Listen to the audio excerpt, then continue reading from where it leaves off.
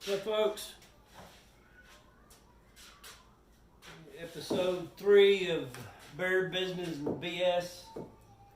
I've kind of skipped out on a couple of these. I've been trying to do one of these every other week, and I've been off a couple weeks here. Been kind of backed up with this coronavirus crap. Hope everybody's staying safe. For the 2 or 3 watchers I've got out there. Make sure you hit like and subscribe. Leave a comment. I do read the comments. I'm just starting out, so I don't have a ton of viewers yet, but trying to put a bunch of content out there hopefully people like. So if nothing else, it gives me some place to chat, even if I'm talking to myself.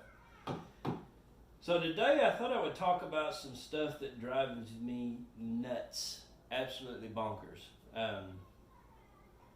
And if you've got ideas on these, awesome. I don't.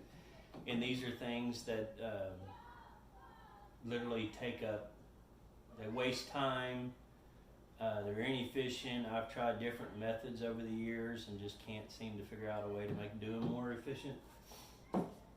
So the first one is tie straps. Every time I get a tie strap out of my truck, I try to keep my ratchets like underneath one bed box and my straps underneath another one. But it's usually just one tangled, wadded up mess. And usually when I get to the job site, I don't have a ton of time. So I end up just throwing the straps in the bed of the truck, pull the materials out. At the end of the day, I'm too busy to stop and roll them up. So I'm all ears if you have some way of keeping them tidy. And I know probably the biggest deal would be just to wrap them up when I get done with them, but I don't find the time to do that. So maybe you've got a way of keeping your tie straps organized. And the ratchet straps are the only ones I carry with me, but I have the hardest time keeping those. Usually when I need them, they're tangled up in a ball wrapped around the extension cords that are thrown in the bed of my truck, along with whatever else I've got in the bed of there. The broom, the demo bar, you name it, it's usually wrapped around everything. So let me know if you got some good ideas there. I haven't found any way to keep from them being just an absolute pain in my ass. So. Job site mess. I posted on my sunroom video. I showed a picture of my typical job site there. My biggest issue is I haven't cut the cord yet. I still use corded stuff.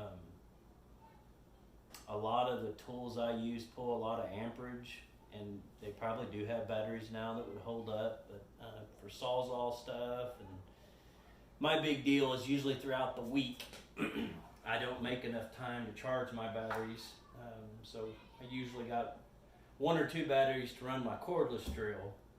But if I need a circular saw or a Sawzall, I'm dragging the cord out. Air compressor, because I still don't use a cordless non-pneumatic framing gun for doing that kind of stuff. So usually there's 2 or 3 power cords wrapped up in an air hose with extension cords. Add on top of that a bunch of loose wood that you just got done cutting, and it's. I have to stop sometimes and just clean the work area up, because it does not take. Once I get going, it could be less than an hour, and my feet are almost tangled up in it. So I know the big deal there would probably be if I just cut the cord and went up to all cordless. That would help matters. And I try to kind of get one spot where I'm going to do my cuts at, and make sure all my stuff drops in one area. But when you're going as fast as I usually do when I'm working on something and I'm working by myself, time is money. So it's really a hazard more than anything else. So it's something I'm going to have to figure out one way or the other, or I'm going to start losing digits or something else. So.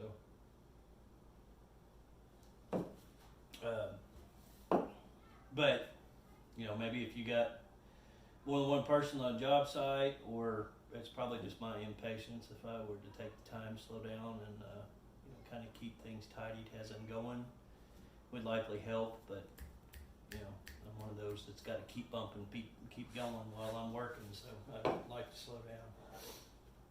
And then the last one is unreliable equipment. Drives me insane.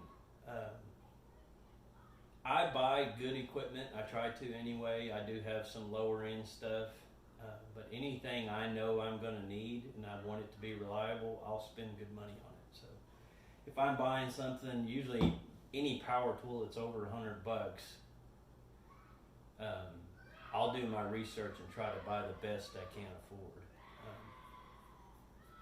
So like the power washer, I got a DeWalt power washer, and about 3 weeks ago I was working on a job. Had lifted it up and set it on top of the house, and it's not light by yourself.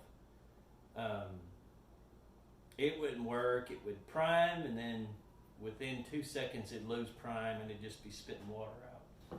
Drove me insane. Stuff like that, my specialty tools, I usually try to spend good money on them, even though I don't use them very often. The thing is, when I get them out, I want them to work.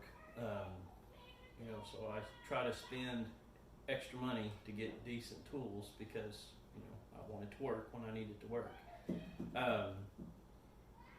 And if I only did one thing, it would be easy.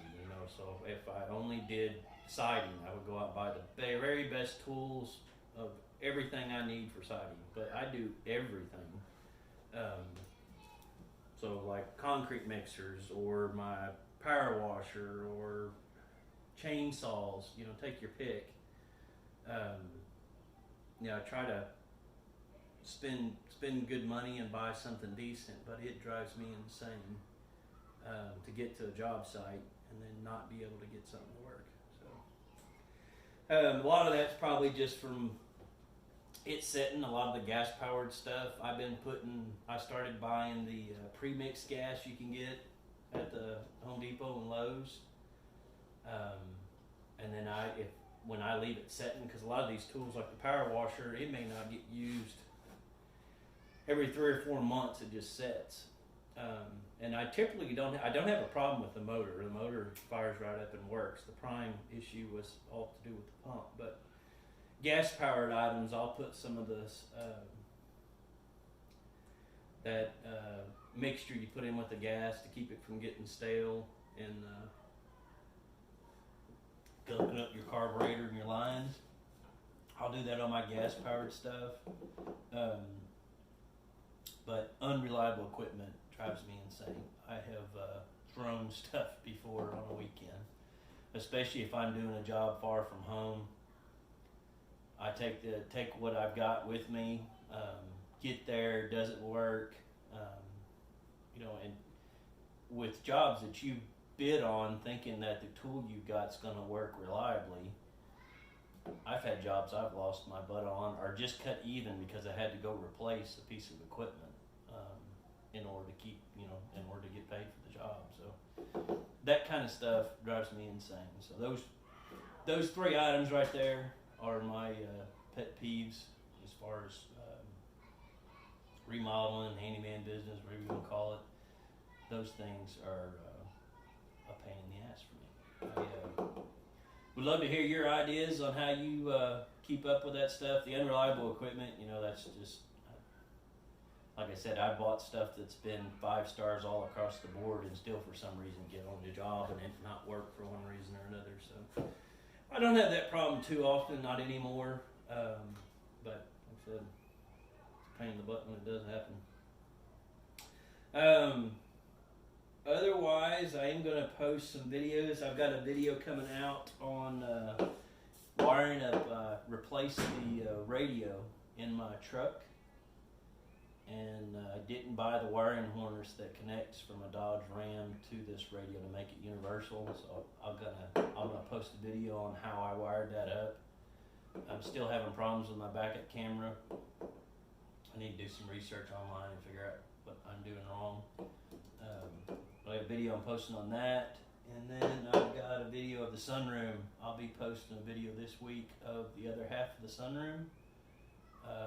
Also going to post a video on my work truck, how I've got it set up, where I keep my tools, what I carry with me. And then I've got another one coming out this week, probably later in the week, on excess materials, so job site materials that I keep here in the shop or at home. Where I store them, how I store them, how often I go through and purge the amount of materials that I've got. So anyway, that's kind of it for this episode. Hope y'all enjoyed the video. Be sure to hit thumbs up, subscribe, and we'll talk to you later. See ya.